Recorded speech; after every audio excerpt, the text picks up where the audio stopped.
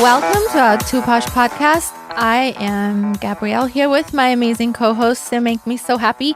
My daughter Marcella. Hello. And Bernie. Hello. And our Spider. I didn't announce you. I forget. I haven't done it in so long. You're always here. He makes the show what it is because I couldn't do it without him. That's for sure. And this is episode 203, which makes it part 4 of my Mafia story. And I have no idea how many parts there will be. That's because there's a lot. We could make 200 episodes just on your never Mafia ending story. Because Larry's daughters are going to come on the show.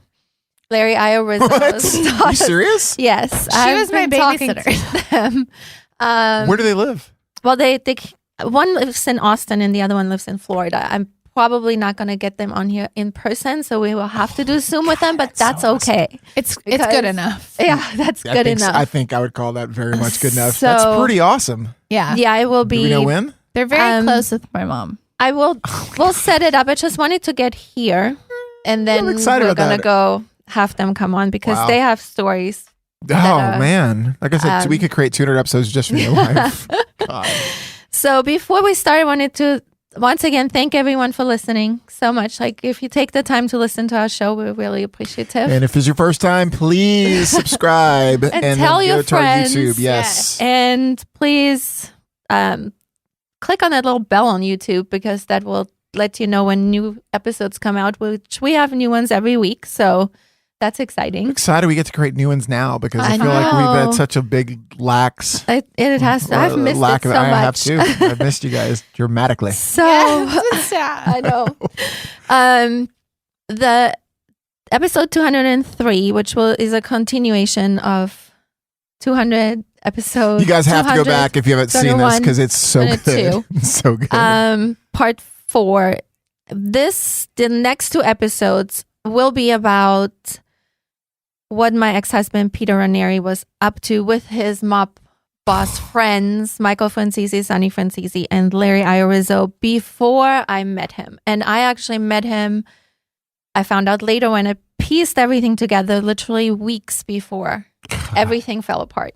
Mm-hmm. So I wanted to start with the murder at the restaurant because Peter had a restaurant in Smithtown, New York, and I wanted to go more into details that he owned. Like if you think about your normal Italian family restaurant, that's what he and his first wife, Margie, had, and they built it. And why he did is Peter was dyslexic, so he always struggled in school, and back then they didn't diagnose people. Wow. So he always felt really stupid. Did he graduate high school? No. Okay. The most amazing part is actually that all those years ago that he taught himself to read and write. And he was actually really good at it, but it was hard back then. No one even knew what it was. Yeah. And so that's crazy. Did, wow, it was really crazy. Impressive. And what he did was he hung out with his dad, and his dad was actually part of creating moonshine. Really? In my grandpa in Manhattan. What in the world? In Patsy's restaurant. So, which Patsy's is still around. Patsy's is still around. In New York. And so he was part of the restaurant business. He would take Peter like in the night, like his son making moonshine. Like it was insane. And wow. Whoever doesn't know what moonshine is, it is. Oh man, real moonshine. Fuck you up. It'll burn everything going down. I'm sure it burns going out. It's just. But it was illegal, correct? Yeah. And it's called moonshine because they did it at night to not get caught. See, I didn't know That's why I didn't either. I didn't know that's why it's called moonshine. Oh, it comes from the fact that illegal spirits were made under the light of the moon to avoid detection from authorities. Never knew this. I didn't either. Didn't know that at all. I was today years old when I learned that. Today years old. I've never heard that before. I was today years old. That is so funny. Wow. Yeah, so and of course the mafia was involved in that. Oh shit! I can all only the imagine. time. So I think that's how the connection. I mean, they are Sicilian Italian. You know, they came from Sicily and immigrated into the United States, and so I guess all those people in New York had to have some sort of a connection. I feel like, and but that's how the restaurant connection came. And Peter was an amazing cook. He was an amazing chef. And so he and his wife, Margie, created that first restaurant, and it was wildly popular. You're a big cook, too, right? You do a lot of cooking. I too, do, right? but Yeah, I do she's a good Austrian cooking. I'm not like a chef, you know? But he was a chef, and he was not only a chef by being a great cook. Marcella talked about his personality in the last episode, but he was such a big personality that I think in today's world, if he had just stayed on the straight and narrow, I mean, he would be famous, like, because he was a mini celebrity in the city where he was, because he started being on all the radio shows and the TV shows, like, the little Good Morning Texas, like we have here, what they had there, because of his cooking and his restaurant, because it became wildly popular. It was so busy. Cool. It was amazing. Yeah. And they had 2 sons, Frankie and Peter. And very Italian for sure. Hey, Peter Frankie, Jr. Peter and Jr. Yep. And so as it got more and more and more successful, more and more people came there, more and more people came there and started hanging out, because if you have a really good Italian restaurant, just draws them in. So just to play along the timeline. So you just came, how soon after you came from Austria to this time frame, the restaurant, all this stuff? This is when my dad was married to his first wife. Okay. So I was his third. Okay. Right. I'm talking because you have to know how my dad got involved. Yeah. Because that makes it important. Yeah. Because at this time he wasn't. He just had a little Italian restaurant with his wife. Wow. And 2 kids living normal American life, but making really moves with the restaurant because he was so good at it. And I've always heard that having a restaurant, you have to be really good with the back part, like the food costs and all that kind of stuff, and handling your, help. And he was just a genius with that. He could get unbelievable. So moving forward, it became so popular, there was not enough seats, so they built a mansion of a restaurant. I mean, a huge, humongous, unbelievable place on Jericho Turnpike in Smithtown, New York. And it became wildly popular. He had the Jackson 5 performing there, the Commodores, Four Tops. Are you serious? It was a place where people would go dancing. It was incredible. Oh my gosh. My dad loved to talk about the Michael Jackson thing too. He loved to talk about it. He had a real cappuccino machine from Italy imported that was humongous. It was like the centerpiece of the restaurant. It was all gold and ornate and whatnot. And not gaudy at all. And I think the bathroom, I never saw it. The sad part is when I saw it, it was boarded up, and I could just see like where things used to be. But from the time when it was really booming, it was unbelievable. The bathrooms were like super modern. People would go there just to look at the bathrooms. And he loved to talk about Michael Jackson, because he said Michael Jackson was so shy. He could barely speak 2 words, super sweet, but so shy. He would always talk about it. Yeah. And then they would have a piano player, and he would talk about this story. It was one of his favorite stories to tell, and it tells you a little bit of his personality. He loved to mess with people, loved to mess with them. So he had a piano player there that was regular, always.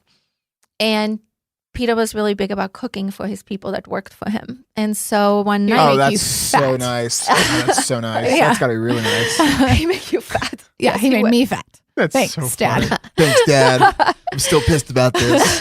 He was happy, though. I think he wanted me. This is like way later, but I think my dad wanted me to be fat so that nobody would date me. So he would... A fact. The joke's on you, Dad. That is a fact. Dated everyone. Yes.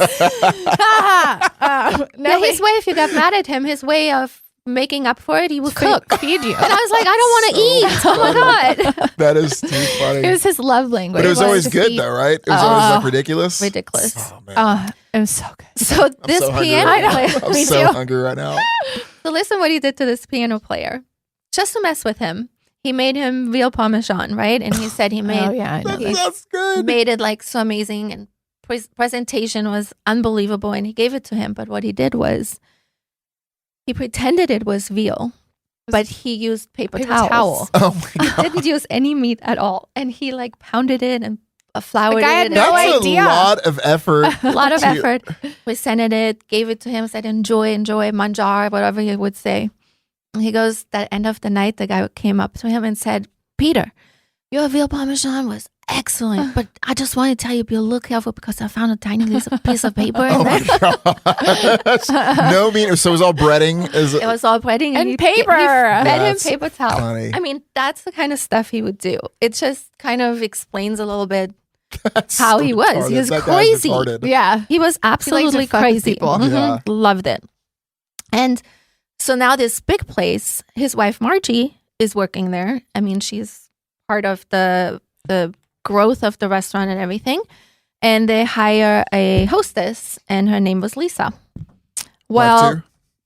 Oh, sorry to ruin it. Sorry. That's a good no, guess. what did you say? I You said said wife wife too. So Peter, who really, he was a gigolo. They called him that. I actually have proof. I printed out a conversation that Larry Irizzo's wife sent to me and said he was a real gigolo. I mean, in his young You have it right days. now? My dad loved women. So let me Loved just women. pause really fast. Mhm. Did you ever meet Valerie Cole? Did you meet her, Val, Mm, ever when we were partying and stuff? no, I'm sure. I mean, Okay. So she was a bartender. And when my dad passed, she was like, I think you want these text messages. Your dad was my regular and he hit on me all the time. It was really sweet. Like she meant it in a funny way. She was like, I thought you'd get a kick out of this. My dad. Did you get a kick out of it? Oh, yeah. It was Okay, I was like, I mean, at this point, but this time I knew my dad, this is way forward and I don't mean to jump forward, but my dad was dating girls younger than me. So I was like, Dad, I don't want to meet this 21-year-old. Come to dinner. so Just crazy. loved women. I mean, Yeah. would kiss them like on their cheeks. Like, oh, he just like loved beautiful women. That's so funny. So my brothers and I, my older brothers, would joke like when we would go visit New York to my dad. We'd like give him a hard time, be like, how many other siblings do you think we have God. in New York somewhere that we might not know? And he would just laugh, but he just liked women. Hey. All right. So this I is get it. Larry Irizzo's second wife. Now you guys have to know, I get into Larry Irizzo's story later, but he was a bigamist. He was married to 2 women at the same time. Being married to one woman is No an shit. ass whooping. I He had cannot imagine that. 5 children with the first, and with the second one he had 3. He So has 8 kids. Like at the kids same married time, at the did they same know about time. each other? well, We'll I'll get tell into you that that story. It's a crazy story. Yeah. But anyways, the second wife, number 2, I don't 3? know how to call them. Wife with 5 or There wife was with 3? Wife Wife with 3. three. At one point, he was married to 3 women at the same time. But we'll get into that later. What? Larry's story comes later. Yeah. But at this moment, that's he is married to unbelievable. 2. But so that is wife number 2 wrote this to me, and I don't know what year. Oh, no, I do know. This is in 2001. We kind of talked about stuff. And she said, I know Peter cheated on his first wife with Lisa. I knew Lisa. This is to you. She's writing this yeah. to you? Yeah. Wow. She was not a very good mother. She took drugs, and her son Michael was a brat when he was little. Margie or Lisa? Lisa. Okay. Margie was in the restaurant a lot, and Lisa was a hostess. Peter was fooling around with Lisa, but I never thought he would leave Margie for her. She was just like Freddie, which is actually wife number 3 for Larry, Wow. but not as flamboyant. She got pregnant. I never thought he ever divorced Margie. I thought he just went through the rituals to make Lisa happy. He really did not love Lisa ever. I think she trapped him. She certainly didn't want a child, but she thought Peter had all this money because he had that big restaurant. The house they lived in wasn't very nice, though. And Lisa was not beautiful. No way. Lisa was actually far from beautiful. Margie was a wonderful woman like most Italian women. Worked hard, kept a nice home, raised the kids, and never questioned him. She worked long hours at the restaurant. I think she was shocked and never forgave him for it. I don't think he would have ever left Margie if she did not throw him out. Lisa was young and stupid. She smoked pot while driving the car with Michael in his car seat. Margie was the typical Italian wife. She was awesome. Did you ever meet Lisa or Margie? Yes. So obviously, with that being said, Margie, my dad then, did he marry Lisa? Mhm. Married Lisa and had my other brother named Michael. Was he still married to Margie when he married Lisa? No, that was rumor because They actually That's so asked me crazy. that crazy question when I had to go to court, but that's another question. That's another story for another That's day. crazy. But there was rumor, but no, I actually found their marriage certificate and I found their divorce certificate the other day. Did when they I was overlap? Wait, you found whose marriage certificate? Lisa and Peter's. And you found their divorce? Oh, okay. I found everything. Wow, where you find all this? I At? kept She kept it all. because people always told me I have to write a book, but I never got around to writing a book. So I So thought we'll do a here's the book. podcast. Oh no! So here we Wow. are. You definitely should write a book. So Crazy. Just tell you should. crazy. I don't want to write. What's that? I'll just do this instead. Whew. This is insane. So then she and I wrote about when she told me all about what a gigolo was. Now, thank God at this time, I am over him. I'm not in love with him anymore because I'm so mad at everything he put me through. So are you with Patrick yet? No. Okay. But this is like a crazy time. Like this is when, So you're Marcella. You're here though. Yes. Okay. Gino too. With this email or whatever. Yeah. Okay. So this is when I just wanted to explain what a gigolo he was because this is a really funny story. This is when they were in Panama with Noriega. They were friends with Noriega, actually. What? Yes, because We'll get there. Don't Oh worry. my gosh, this is insane. We're on it. Yeah. We're on our way. That is crazy. so they rented a house specifically for the girls. They all used the girls. Larry Jr. supplied the refreshments. They did it basically to take care of the bankers they screwed. They were just stupid young girls. One girl was from the bank and she was huge and ugly, but they had to keep her happy. I saw pictures of some of these women. If you did, you would wonder why. They were all ugly. But what man turns down a free piece of ass? She goes, I lived with Peter in Panama. He had them coming to the front and back door at the same time. One time we were eating dinner and Peter had satin sheets on his bed. The cleaners brought the sheets back and had a note on it. Since I was the only one who spoke Spanish, I had to translate. It's funny because it said it can't remove stains.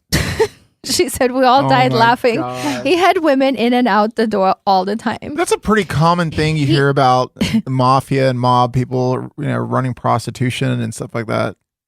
She said they weren't hookers, but I don't believe that because I know another story where they got hookers. But she said he was never with the same woman twice. But now he's old and not the gigolo he was when he was in his 30s. My dad? Mhm. Oh, yeah. Men seem to think that they can still do what they did then.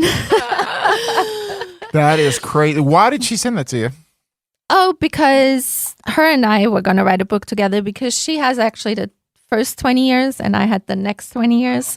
So we had like That's all these crazy. plans, but I wanted her to come on the show and she passed away Oh, last shoot. year. So Yeah. that was really sad.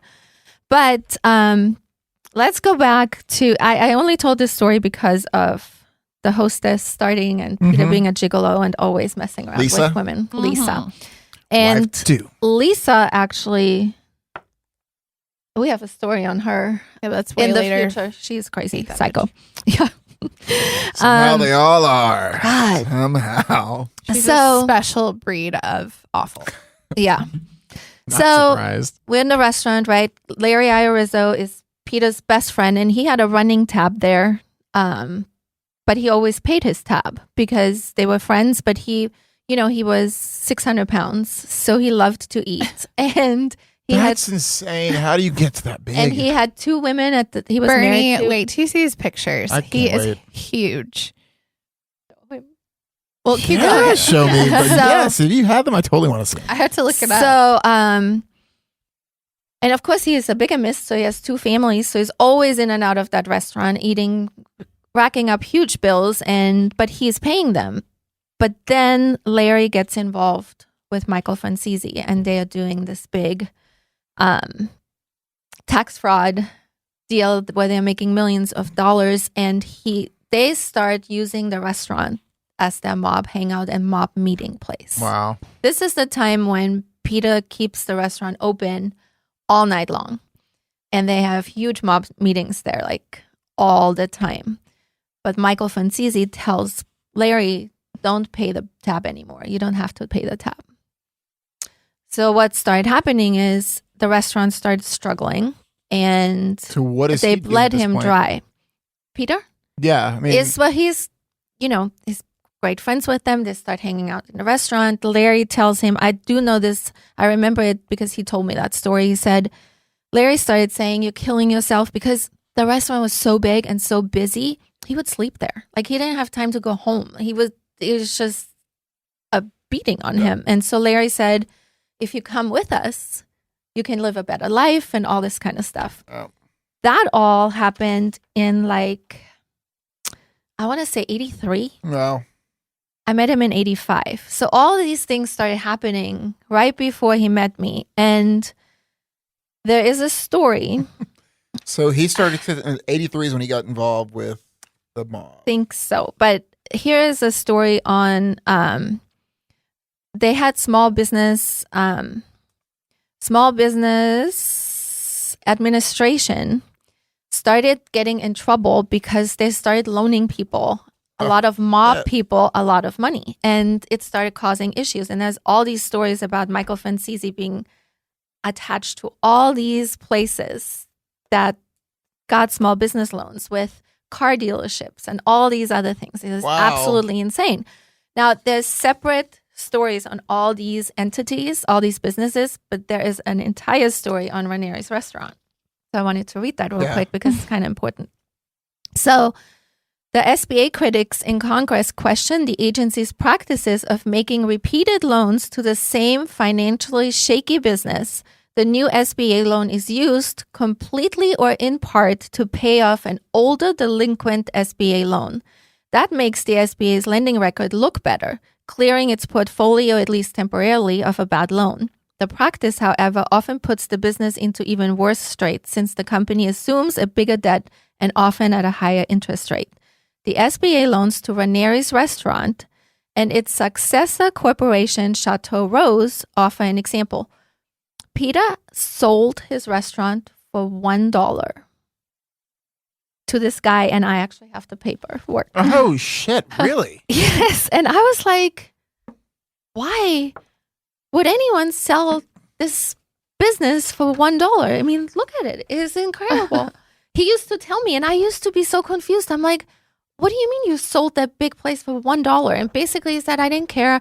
I wanted to get out of it. We make enough money with Larry and Michael. Unbelievable.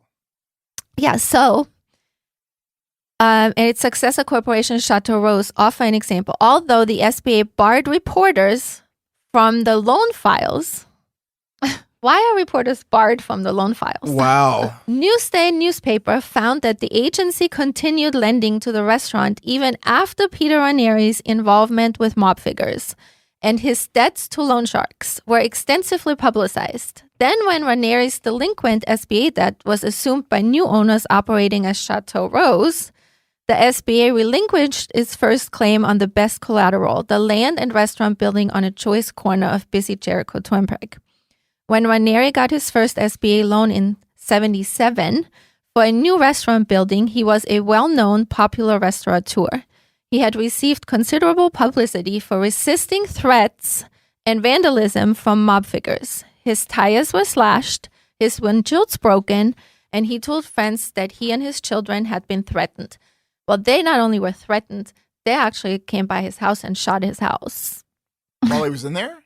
While the kids were in there. Wow. So what were they trying to... Which actually my brothers remember. Mm-hmm. No kidding. Mm-hmm. Where are your brothers at? New York. Okay. Raneri attributed the problems to his choice of a building contractor. The contractor was Ronald Parr, who had cooperated with Newsday and police to thwart mob infiltration of a horse racing track. Now defunct, the Parr had built in, I can say this, Frank something. Raneri got his first SBA loan for $350,000 through Gurian's Long Island Economic Development Corporation. Raneri later testified that he started borrowing from loan sharks a year before he got the SBA loan. The loan sharks were Leopold Ladenhoff, not pay attention, and Michael Crimi. Police, however, said the money came from Pasquale Macchiaroli, a Genovese crime family captain. Macchiaroli installed his own manager at the restaurant. God, he had to have hated that. Man. Later, Crimi was convicted of usury and sentenced to 5 years probation for the Raneri loans. Raneri testified that the loans totaled $91,000 and that he had to repay $140,000 with weekly $2,200 payments. Oh my gosh. The year 1978 brought a blizzard of fresh publicity for Raneri's restaurant. Macaroli and Ladenhoff were found murdered.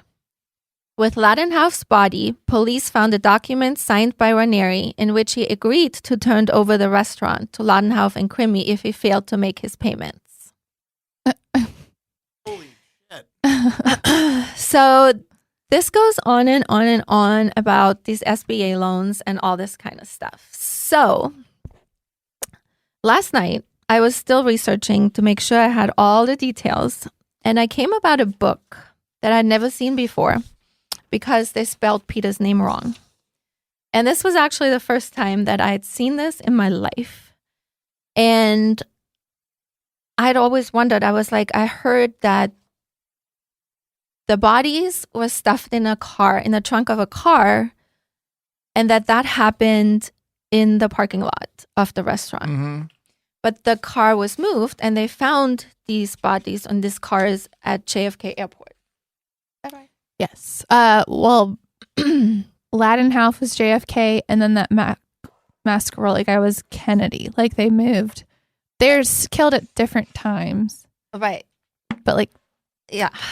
So that's just so insane. Insane. And this is like what's really insane is I know there's newspaper articles. I've seen them. Mm-hmm. And I've seen Peter's face and Ladenhoff's face and this guy's face in the newspaper article. I cannot find it. I've tried and tried and tried and tried. It is somewhere. I don't know. You can't find it on the internet, which I find crazy. Can you find, I bet you if you somehow got a hold of the newspaper. That's the next step. Right. I would imagine they could send you the right. copy of it or PDF or digital file. Yeah. So this is the continuation of this.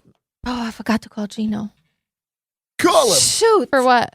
To be part of the show. Oh. Oh my God. Gino, where are you at? Why aren't you here with us? He's not allowed. Oh, that's Wow. right. That's right. My bad, guys. You have to be this tall to be in the studio. Hi, Gino. Hi, guys. Hey, I have to catch you up. We're in the middle of part 4 of the Mafia story. And we're talking about the murder at your dad's restaurant that where a body was found. Y'all are so used to this whole thing. It's easy. Where a body was found with your dad. There was a paper that your dad had signed about money he had to pay back to that person. So that paper was found with the dead body. But we don't know who killed that person. So I feel like it's kind of obvious. Well, so last night I was researching and I actually found a book that I had never seen before because they spelled your dad's name wrong. So, but I was going to read. This is following the murder and them finding the body. A situation at the Raneri's restaurant. So I'm going to read the excerpts I found from that book. Okay. Raneri was very nervous when talking to the detectives. He was afraid of being connected to a murderer. They thought that Raneri was hiding something, but was too afraid of Kay and Crimi to talk. Coffee told O'Connell to return to the restaurant and tell Raneri that he was going to be charged with killing Ladenhoff. The motive would be that he could not pay the $250,000. Give him a few days to think about whether he wants to work more closely with us, Coffee ordered. But first, he told his 2 detectives, I want to meet this little shit, Stephen Ladenhoff. Coffee was seething over the fact that the young man had refused to see his detectives. If the Coffee gang came calling, you had better pay attention. Otherwise, they could not be any more effective than a village constable trying to take on Murder Incorporated. The 3 cops returned to the Ladenhoff house. This time, Joe Coffee rang the bell. Stephen Ladenhoff opened the door, but not the screen door in front of it. Coffee's bulk filled the doorway. His anger was obvious as he announced, I am Detective Sergeant Joseph Coffee, and I have a subpoena for Stephen Ladenhoff to appear before a grand jury investing the murder of Leo Ladenhoff. The younger man's reply did nothing to ease the tense situation. You are a scumbag and you can shove that subpoena up your Irish ass, he told Coffey. Before Ladenhoff could take another breath, Joe Coffey put into effect a police technique his colleagues over the years had come to call Coffey's martial law. Tell Raneri he's going to take the fall alone if he won't cooperate. Tell him we have no interest in messing with the nephew of Funzie Thierry as long as we can nail someone for the murder, Coffey told O'Connell. Driving out of the Bat Cave into the bright light of the warm April day, Coffey told Jack Cahill to head for the office of the Queens District Attorney, where an assistant DA was putting together the Ladenhoff case for presentation to the grand jury. Cahill waited in the car while Coffey went upstairs to request a grand jury subpoena for Funzie Thierry. He did not really believe the old Don had any knowledge of the Ladenhoff hit. From what he knew so far, he did not believe it had anything to do with mafia politics. It was more likely just falling out of thieves. But because Crimmy was throwing around his uncle's name, it gave Coffey a legitimate excuse to subpoena the old man and a chance to annoy the cranky hoodlum, who would certainly be angry with his nephew for causing a cop to visit his home. And he goes on and on and on about how this sergeant was just trying to strong-arm all these people. And then he said he phoned headquarters and got a message to call O'Connell at Raneri's restaurant. Joe O'Connell said, Raneri is pissing in his pants. I told him he's going to have to talk to a grand jury about his role in the murder, and he nearly passed out. He says Crimmy is Funzie Thierry's nephew, and he will slice him in little pieces if he talks. Funzie Thierry was the godfather of the Genovese crime family at the time, one of the most powerful gangsters in the country. Coffey's mind raced with the possibilities of connecting him to the Ladenhoff murderer. Up to this point, all Coffey's gang really had on Raneri was circumstantial. He was among the last to see Ladenhoff alive, and he had a motive, the $250,000, but there was no physical evidence, no gun, and no witness who saw the murder. However, the tactic of scaring the restaurateur was working. Joe decided to press harder. The following day, the Queens District Attorney was advised by Funzie Thierry's lawyer that his client was too ill to appear before a grand jury. Who? What client? Who was ill? Stephen. Huh? Stephen was too ill. Good. I can follow.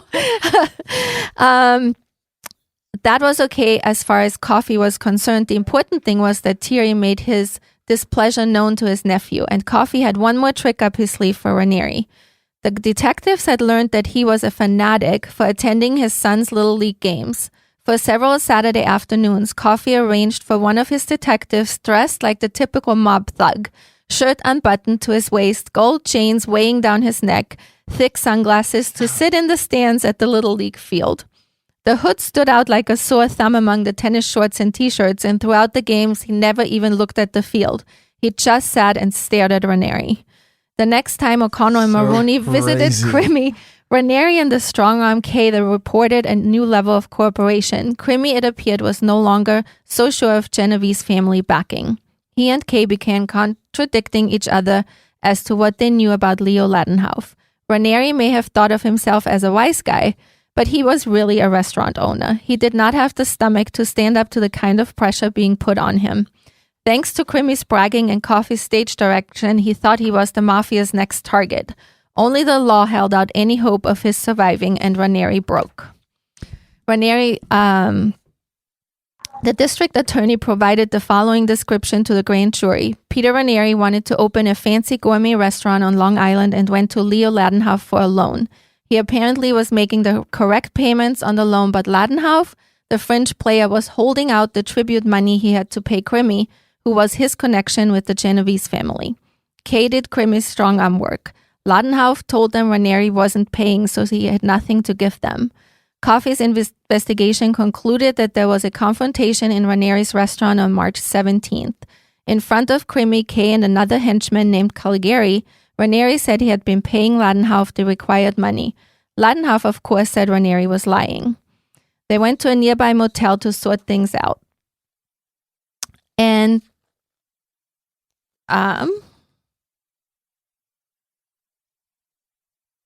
Finally, Coffey threatened to take the case to the Twin Towers, the World Trade Center office of New York State's Special Prosecutor John Keenan. The threat worked, and Crimmy, Kay, and Calgary were indicted for loan sharking and murder. Raneri agreed to testify against them. 2 weeks before the trial was supposed to begin, Kay was murdered, his body found in the trunk of his car at LaGuardia. Without Kay, the shooter, the murder charges fell through. There was some disappointment, but Crimmy and the others were nailed for loan sharking. That took them off the streets for a little while. Joe felt that without his special unit, the people of New York would not have had the good fortune of seeing Kay murdered, and Crimmy would never have been indicted for anything, much less convicted. The police department was pleased with the results of the Ladenhof investigation and encouraged by the amount of information Coffey's gang was collecting along the way. It was now well past the 30-day deadline, and Sullivan gave no indication that the task force would be disbanded. After Raneri agreed to cooperate, Coffey turned his attention to the Brigulio, and it goes on and on. I don't have the rest of that. That is so crazy. That's stuff that like movies are made of. Like Yeah. real life. Hearing you read that is just crazy. He had to have been shitting his pants. Crazy. Like, what do you do? Well, and especially having kids. That's the like my thing. dad Like, having his kids. What do you do? Like, when that's a movie thing. Yeah, Like, and that's when a real situation. somebody comes to your kid's sporting event and is like staring at you, Dude. and my dad loved his kids. Yeah. So, and that is something, obviously I wasn't here yet, but they remember. My brothers do remember very vividly. And that is why Insane. if you, like when we get further along, I think that's where the hatred comes in for us, is that they lived like the getting shot at and the people like You guys not get along? Y'all don't talk? Not No. anymore, but that's a kidding. story. but that was recent. That was after my dad passed. So I don't know. I don't know things. Obviously, I pieced all this together later because as naive and stupid as people can call me, that I didn't know things when I first met him. I mean, if you don't know, you don't know. What do you know? Right. How do you know to know? Right. But what I'm saying is, like, people always say, this is impossible, you didn't know. Well, I became a research queen afterwards because once I found out, I wanted to know everything. Yeah. So I pieced all this together. Do I know anything? I don't. But what I do know is that to be part of the Mafia, everyone knows this. You have to kill somebody or you're not part of them. Oh. That's a fact. I say it like, and I'm like, yeah. Yeah. I have no idea. But I always thought that's a fact. God, that's so crazy. So would it be surprising that right before he joined Larry and Michael that this happened? I don't know. I have no idea. It just seems weird. That's so crazy. Because right after that, he sold the restaurant for $1. Mhm. Yeah, Gino, your dad sold this Did you know- humongous restaurant for $1 to this person. I have the paper for it. Did you ever know this? Do you know? No, none of it. Yeah. This is crazy. So, You knew this before, or you just found this Not out too? some of those details. Like I don't know the $1 thing, and I knew the murder thing because that was on the internet when the internet like became a thing in high school, and that is what people were talking about at my school, and I was very upset then. So I've gone through the emotion of like Dude, that's being crazy. upset about that, and God. people bringing that up in school, and I was not okay with it because I was like, that is not true. Like my dad did not do something like that. And then in my senior year, I did a bunch of research and found stuff. So I did know some things, but not all of these details, obviously.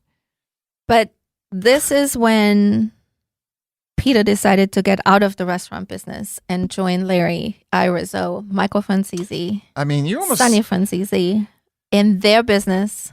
There's a part, like, I could, again, I say this respectfully, like, I could, in that kind of situation where your family and your livelihood and all this stuff is, like, literally threatened before your own eyes, like it would be, I couldn't imagine, God forbid, something ever happening to where I'm having to worry about someone coming to my son's soccer games, and I know why they're there, and what are they going to do with that in the Imagine. game? Yeah, so I can grasp the concept of how he could join that. Like, just, Yeah. you know, fuck it. Give me some protection. I'd rather do that because my life is chaotic now. I'm guaranteed protection if I join these guys.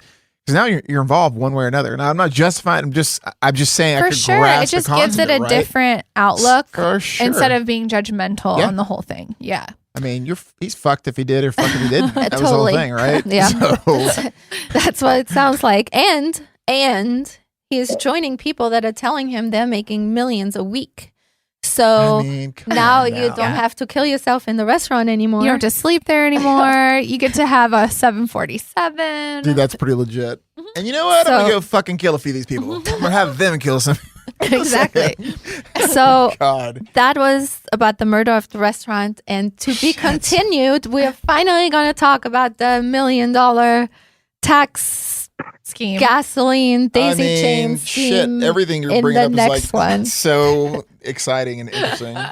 So to be continued, guys. And Yeah. we have a Miss Polly question. It's time to party with Miss Polly. The modern day Dr. Is grinding considered cheating? Yes.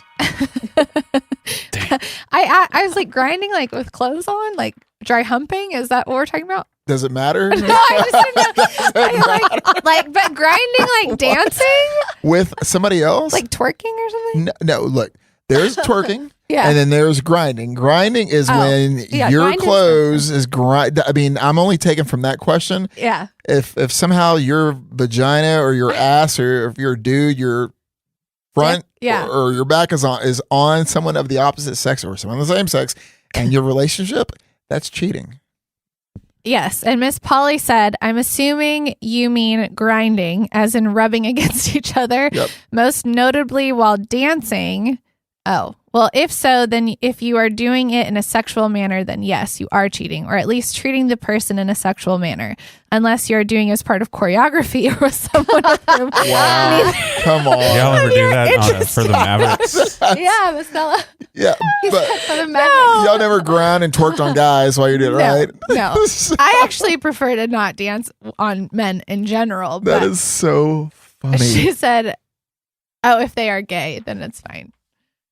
That's, I mean, for a girl, I guess if you're dancing with a gay guy, I guess, yeah, it's different because it's kind of like a girl. Yeah. But I don't know if it's a girl grinding with another girl who there's like some sort of vibe there, then that's the same thing. It's just as bad as cheating. It's cheating. Yeah. Would you be mad if your girlfriend hooked up with a girl? While we were together, Yeah. yes, fuck yes.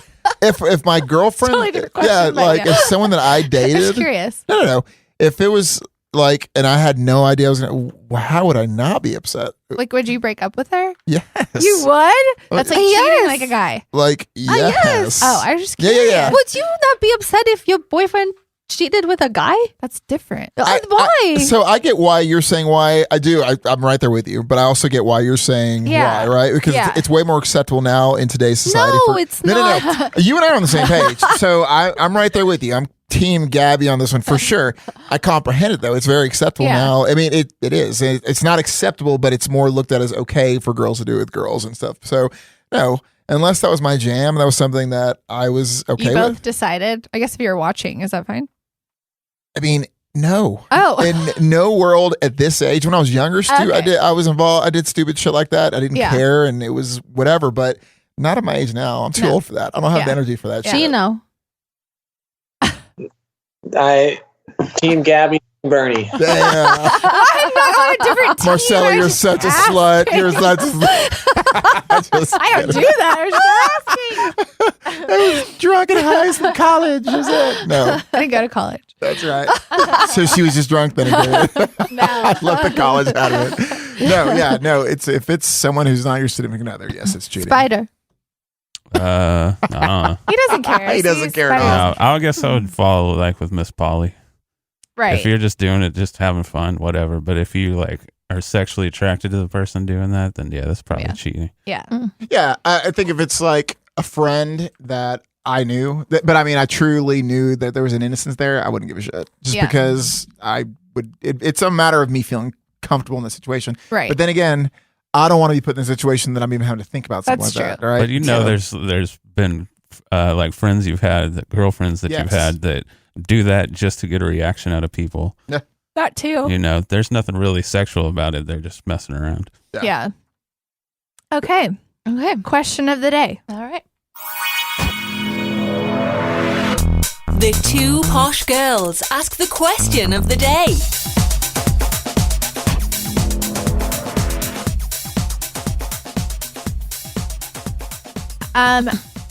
Your significant other of 5 months invites you on a family weekend getaway, all expenses paid. Do you bring a gift for the parents for inviting you? Hell yeah. I wouldn't go, I wouldn't think. but- I wouldn't think to. I mean, maybe I'm rude or something like that, but I would never ever think to bring a gift that way. I would bring like a bottle of wine, but that's kind of pretty common. That's a gift. Yeah. But I mean, I don't. Giving. I guess you're right. Right? Technically, it's a gift. It is. But I guess So maybe something like that. Yeah. Just to be nice, because I mean, if they're taking a trip, it's a nice fucking gesture. True. So I don't know. What I'd do be you guys bringing think? something, but my initial reaction would be like, I'm not going. Well, Oh, really? I guess this is probably different than for men than women. Because if the guy I'm dating is inviting me on a trip, like, I would assume he's paying for it. Or Correct, is he yeah. telling me that the parents are paying for it? Like, that's just kind of confusing. That's I bring a very gift? good point, actually. I mean, You know? Oh. I mean, maybe because it's the parents, be respectful. I think I it's didn't bring situational. it. I would imagine it's situational, though, Yeah. right? I mean, okay. Just in general, I'm finding out what your parents like to drink or eat or whatever they're That's really nice. into, and just taking something like that. Yeah. That's nice. So what kind of trip are we talking about?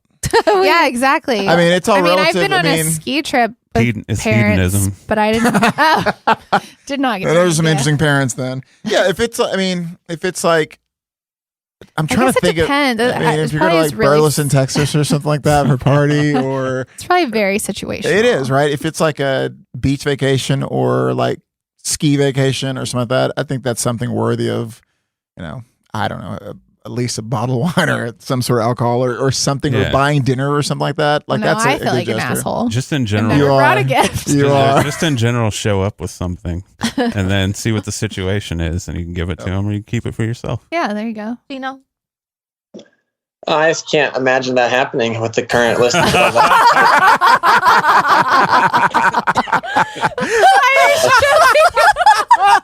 Oh my gosh, that was funny. He's like, I can't. I'm sorry, that's not funny at all, but that was just a funny response. Wow.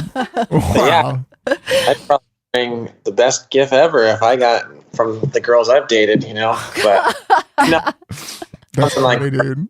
that it's something like a bottle of wine or buy a dinner.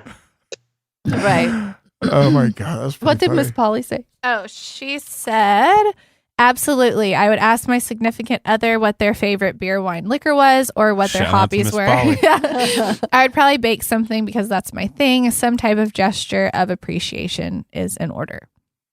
Yeah. Well, Marcella sucks as a girlfriend, I guess. You're a shitty girlfriend, Marcella. Yeah, if nothing else, if you forget or you don't think of that, then offer to pay for something, True. True that. What would you pay for that if your guy asks? Yeah, hold based on on a what I've second. learned I'm about like, you would be. She's looking at me like, yeah. I'm like, wait, hold the fuck on. That's so funny. In what situation I have gotta you give Marcella some credit on that one. decided to pay? Because everything that I was taught, like, well, wait, hold on. What? Gabby's like, your gift is my presence. Your gift is my present. Wait, what are we talking about? Because I'm so confused. She's looking at me like, That's so funny. That is so I funny. didn't know I was supposed to pay for anything. Did you pay? I was never invited by parents for anything.